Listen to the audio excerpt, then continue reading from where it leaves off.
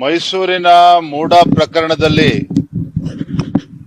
ಸಾಮಾಜಿಕ ಕಾರ್ಯಕರ್ತ ಸ್ನೇಹಮಯಿ ಕೃಷ್ಣ ಅವರು ರಾಜ್ಯ ಉಚ್ಚ ನ್ಯಾಯಾಲಯದಲ್ಲಿ ಏನು ಈ ಸಂಪೂರ್ಣ ಪ್ರಕರಣವನ್ನ ಸಿಬಿಐ ತನಿಖೆಗೆ ವಹಿಸಬೇಕು ಅನ್ನುವ ಅರ್ಜಿಯನ್ನ ಅವರು ಹಾಕಿದ್ರು.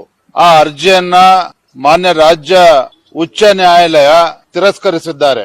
ಸಿಬಿಐ ತನಿಖೆ ಕೋರಿರ್ತಕ್ಕಂಥ ಅರ್ಜಿಯನ್ನ ತಿರಸ್ಕರಿಸಿದ್ದಾರೆ. ಅದರ ಅರ್ಥ ಮುಖ್ಯಮಂತ್ರಿ ಸಿದ್ದರಾಮಯ್ಯನವರು ನಿರಪರಾಧಿ ಅಂತ ಹೈಕೋರ್ಟ್ ಹೇಳಿಲ್ಲ.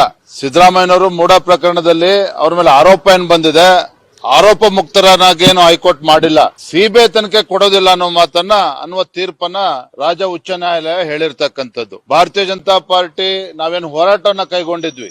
ಬೆಂಗಳೂರಿನಿಂದ ಮೈಸೂರಿಗೆ ಪಾದಯಾತ್ರೆ ಮಾಡಿ ಮುಖ್ಯಮಂತ್ರಿಗಳ ಕುಟುಂಬ ಏನು ಸಿಲುಕಾಕೊಂಡಿತ್ತು ಮೈಸೂರಿನ ಮೂಡ ಹಗರಣದಲ್ಲಿ.